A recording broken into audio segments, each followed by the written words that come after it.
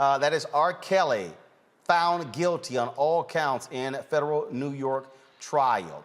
He was found guilty on 1 count of racketeering and 8 counts of sex trafficking. Of course, jurors began deliberations on Friday, quickly reached a verdict after a weekend hiatus. Kelly will find out if he will spend decades in prison when he is sentenced on May 4th. The singer still has charges pending in Illinois as well as Minnesota, and of course, there's still an investigation happening in the state of Georgia. Man. Folks, let's now talk with one of the co-founders of the Mute R. Kelly movement. She joins us now from Atlanta. Oronike, glad to have you on the show. Let's get right to it. This is, here's what I found to be very interesting. R. Kelly could have left the country. He was found not guilty in the 2008 trial. Heat was being applied to him, chose to stay, and in talking with folks out of Chicago, in his camp's mind thinking, oh, we're going to beat this thing again. But what you saw this time, you saw the feds use a different tactic. In the first trial, it really hinged on the testimony of one young lady who was in the video. That jury did not say that there was not him on the videotape. What that jury said was they could not ascertain the age of the young girl in the video. This time, you had woman after woman after woman after woman after woman, and men testifying against him. And the big difference, I think, in this trial, you had people who worked for R. Kelly who also testified against him. That's absolutely correct.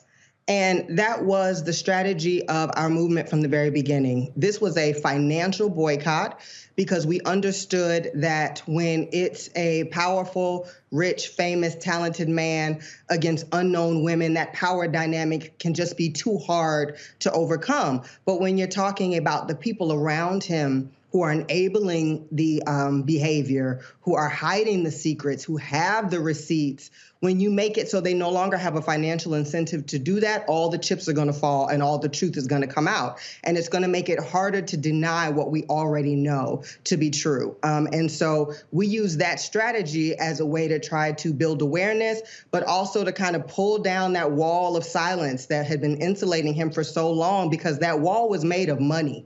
That wall was made of concert fees. That wall was made of radio spins. That wall was made of streaming. And that is what had kept him from justice for so long. But you take away somebody's financial incentive to protect someone they know to be a serial child molester, and the truth comes out. And the feds come knocking on your door and you're not getting a paycheck from this person and you're looking at charges, you're more likely to go ahead and spill the beans. And so that's what we've seen happen, and that's what's worked. And let's be clear, everything that you described, that's actually what it took to get to this point. That is actually what it took. So it has never been about women coming forward. Women have been coming forward for decades.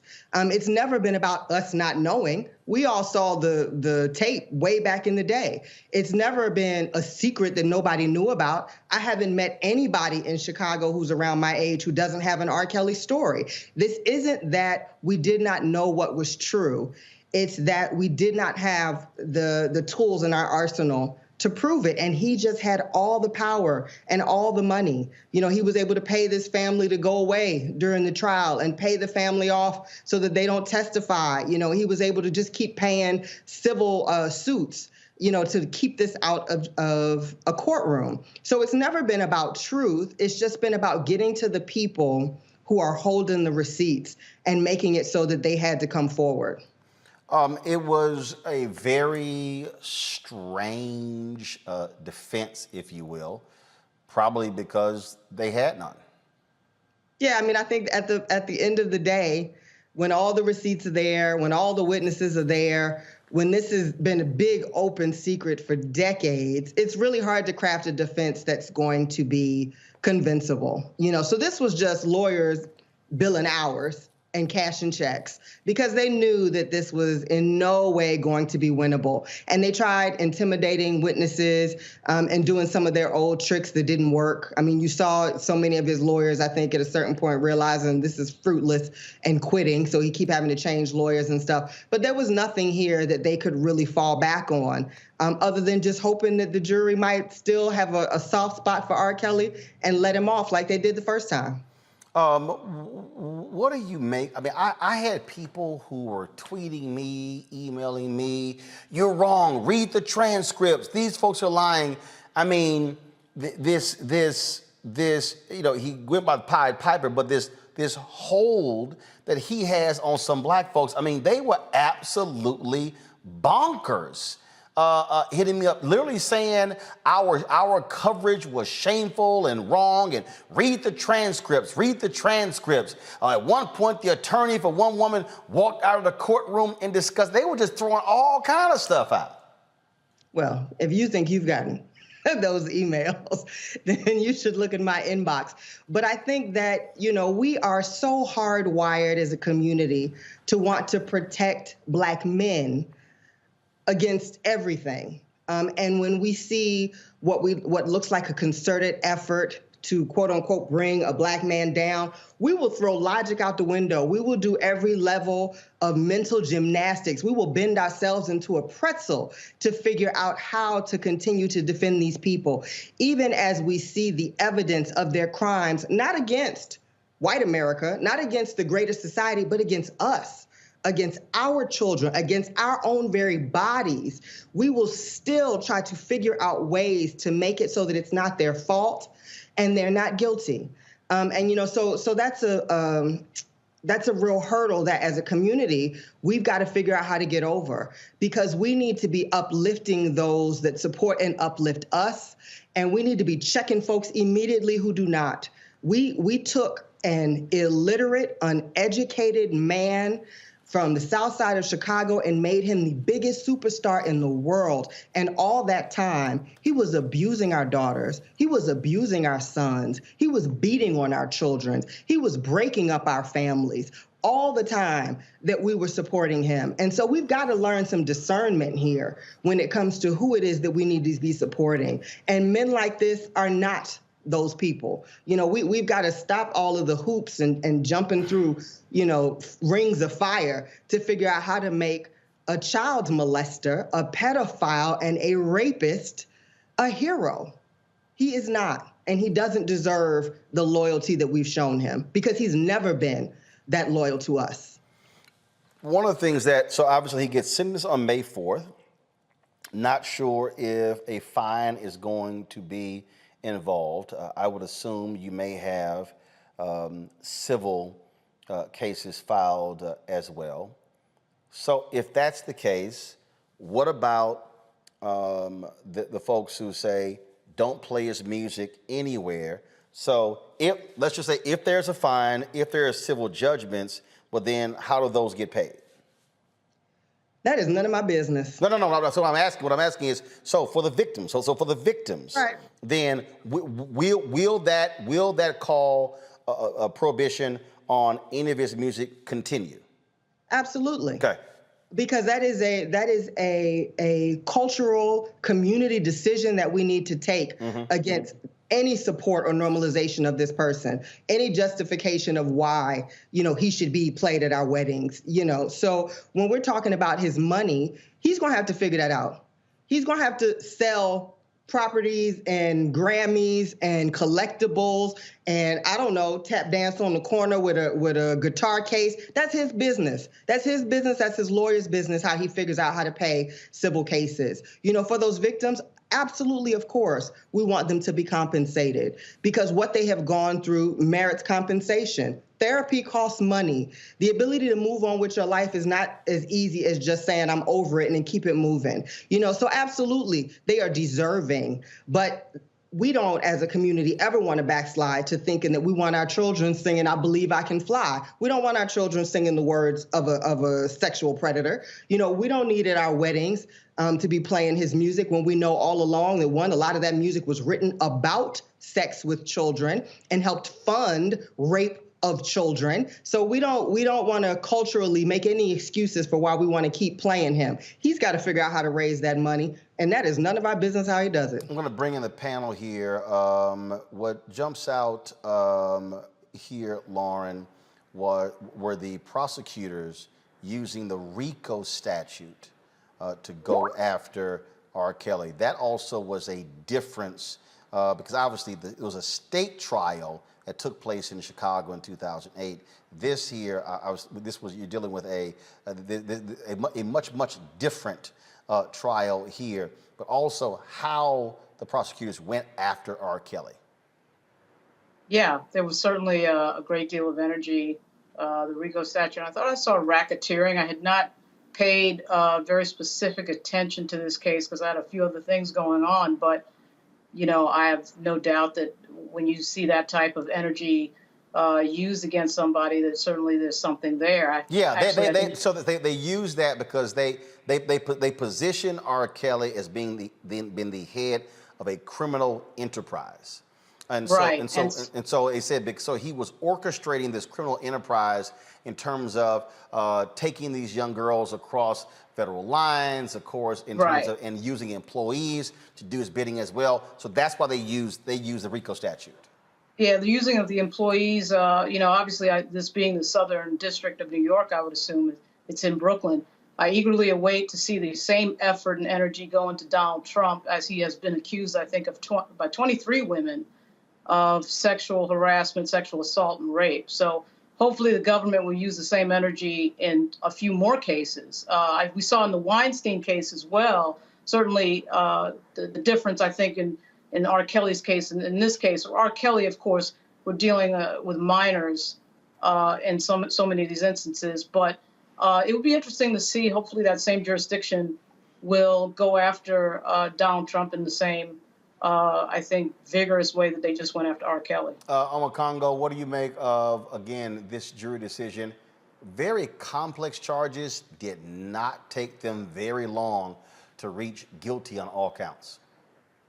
Well, first of all, I want to commend Ms. Odeleye and the entire team for everything they've done tirelessly to support our people and our children. It's beautiful to be able to say victims now as opposed to alleged victims, because really at the end of the day, it's a happy day, but it's also sad that it took this long and it took this much to get to where we are today. But this is what our people do. We are tireless and we fight. One of the things I would like to know is what's going to happen with people who are on his team, his co-conspirators, the people who helped with the trafficking, because my assumption is that since they don't have the same amount of resources as R. Kelly, they might still be around in some way, shape, or form, these women and other people that he abused. And so I'm wondering what the type of services and support that they're going to get, because I want to make sure that all of us are doing our best to support them as well. Great point. Yeah. It's a great point. Yeah, go ahead. And I think that, being that this was charged under Rico and there's a conspiracy, there's no conspiracy without your conspirators. So we hope that additional charges will be brought against the people who enabled and helped him in this criminal ring for decades. We're really, really hoping that that's the case also, because they all need to be held accountable. Julianne? This case is a really important case around intersectionality. So many Black people feel like we have to rally around the Black person.